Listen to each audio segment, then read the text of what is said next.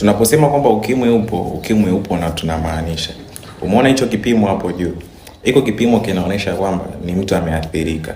Sasa iko kipimo kina story kubwa sana nyuma yake. Ndio nataka tuzungumze au nimewaletea hiyo story. Sasa hiyo story inaanza hivi. Kuna siku moja nilikuwa nipo kazini. Asubuhi. Mida kama ya saa 3 hivi saa 4. Akaja binti mmoja ana miaka kama 18 hivi. Huyo binti alipokuja akasemaje? Akasema anataka kupima afya yake, kujua afya yake. Mimi nikamuuliza, kwa nini unataka kujua afya yako? Kuna kitu gani hasa umekutana nacho, au kuna kitu gani unafikiria mpaka umeamua uje kupima kujua afya yako? Binti akaniambiaje, mimi nina mtoto ana mwaka mmoja na miezi 7, lakini pia nilikuwa kwenye mahusiano.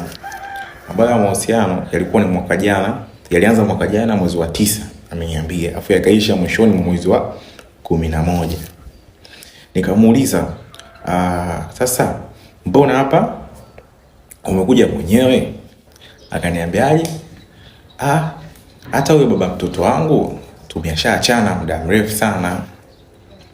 Nikamwambia sawa, hamna shida. Sasa nikaanza kuzungumza naye.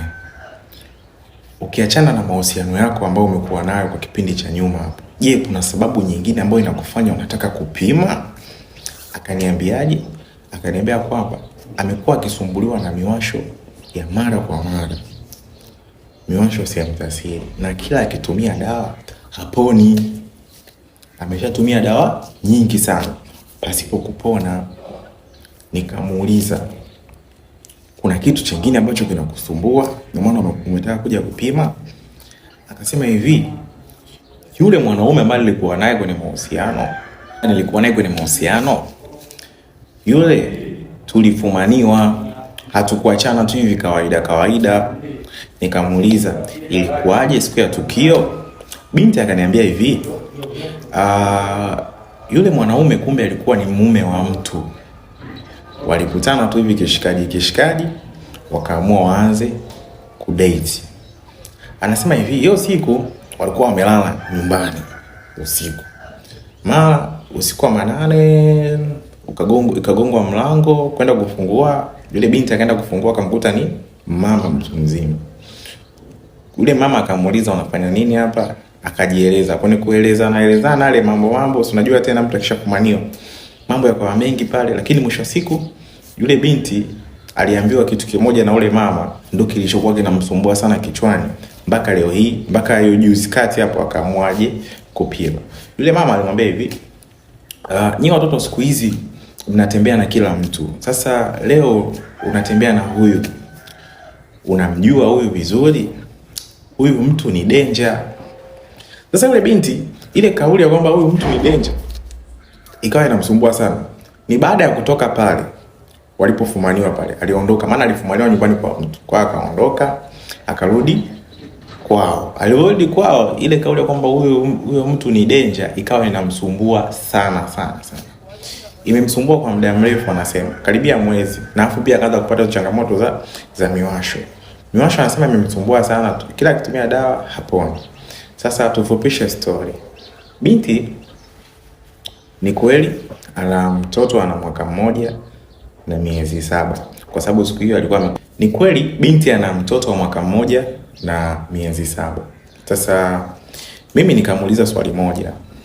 Nikamwambia hivi, kipindi mnaanza mahusiano na wewe mume wa mtu, mlishawahi kupima afya, kujua afya zenu? Binti akaniambia kwamba walipima.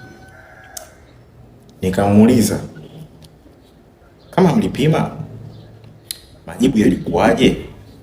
Binti anasema hivi, siku ambayo wameenda kupima, wote waliambiwa wako salama. Mimi nikamuuliza kwamba, je, ilikuwaje siku hiyo? Yaani siku hiyo ilikuwa vipi?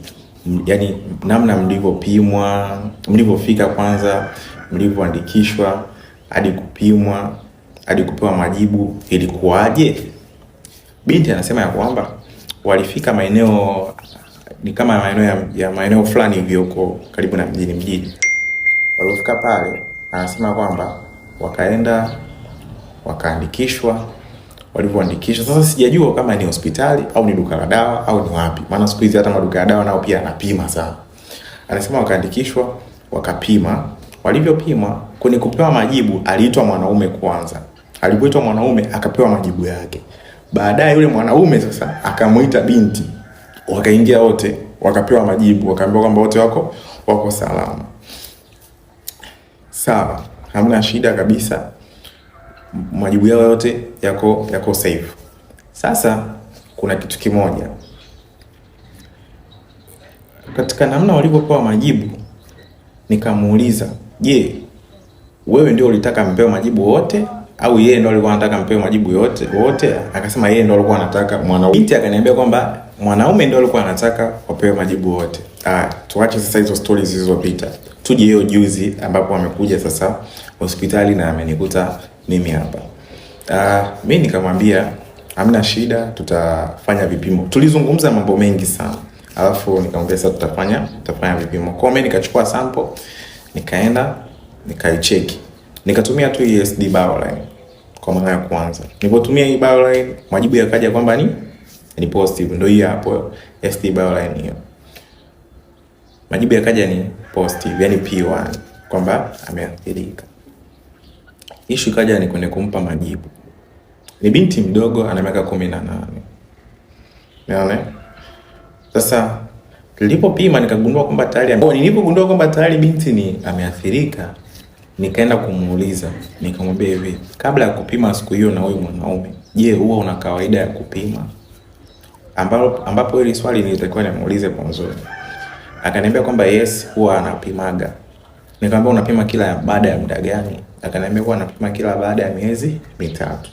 Ila nilikuwa nina muda mrefu kidogo kwa sababu nilikuwa sina mpenzi, sina nini. Nikawa sijapima. Kwa hiyo mpaka naenda kukutana na mwanaume huyo, mimi nilikuwa sijapima. Lakini nilikuwa sina shida yoyote. Binti ndo ananiambia hivyo. Nikamwambia sawa, hamna shida. Nikarudi tena ndani. Nilikuwa nafikiria ni namna gani sahihi ninaweza nikampa majibu huyu binti. Maana ni binti mdogo. Alafu yani ana mtoto mdogo, na huyo mtoto wake ni ana mwaka 1 na miezi 7. Kichwani kwangu kuna maswali mengi. Je, ni kwamba huyu mwanaume anafahamu kwamba ameathirika? Na ndio maana hata siku ile mke wake alimwambia huyu binti kwamba huyu mwanaume ni danger. Na kama ni danger, siku ile waliopima huko mjini, wakaambiwa kwamba majibu yao ni hapo salama. Ni nani sasa aliyehusika kubadilisha majibu? Ni huyo mtaalamu ambaye alipima huko mjini au ni vipi? Kwa hapo ndiko kuna maswali makubwa. Kwa kipimo ni hiki hapo, huyo binti ibidi tumrudie tena kwa Unigold.